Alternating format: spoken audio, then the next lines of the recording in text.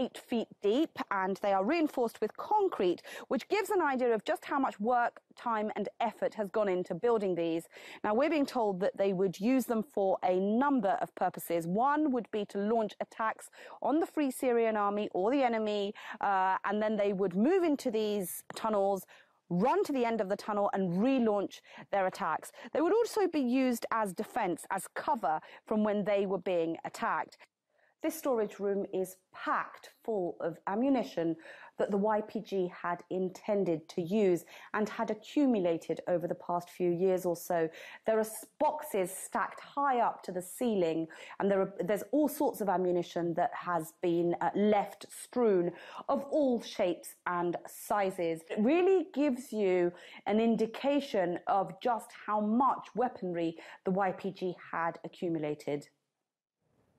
We'll speak further about Operation Olive Branch. I'm joined now in the studio by TRT World defense analyst Oubai Shahbandar. Hi, Oubai. Thanks for coming in. So Shameen just gave a very lengthy report about what is happening on the ground in Afrin right now. So when exactly will the focus then shift to Manbij? Because it's almost mission complete.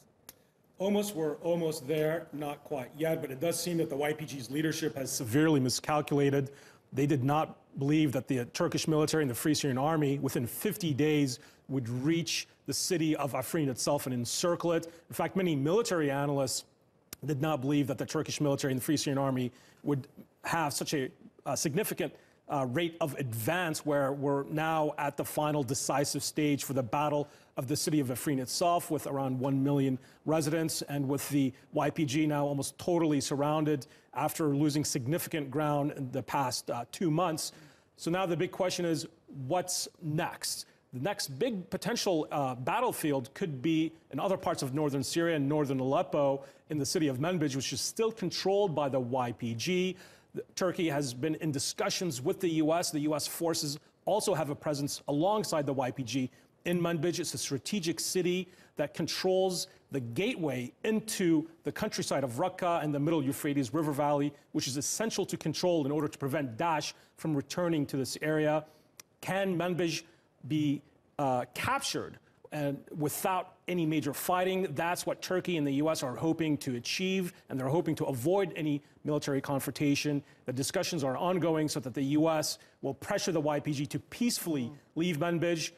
Officials in Ankara have made very clear that once the operation in Afrin is resolved, Manbij could be next, and that the YPG itself could also potentially be prepared for a fight on that front. It's difficult to understand here, though, because the U.S. was so clear about saying the YPG was an ally in Syria. But now the United States really does have to work with Turkey on a roadmap for Manbij against the YPG's interests, whether the U.S. likes it or not.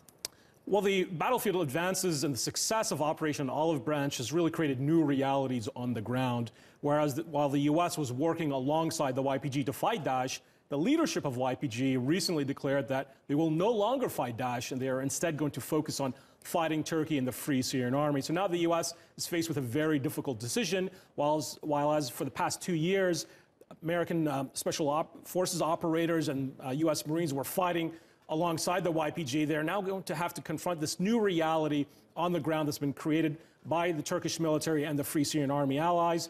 There's still options for the U.S. to work with Turkey and the Free Syrian Army to prevent Daesh from returning into eastern Syria.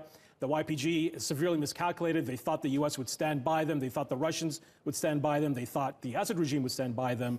Now that seems to be not the case, as Afrin is almost entirely liberated, with the battle for the city itself just potentially days away. Okay, Oubai, we're going to have to leave it there. Thanks so much for coming in.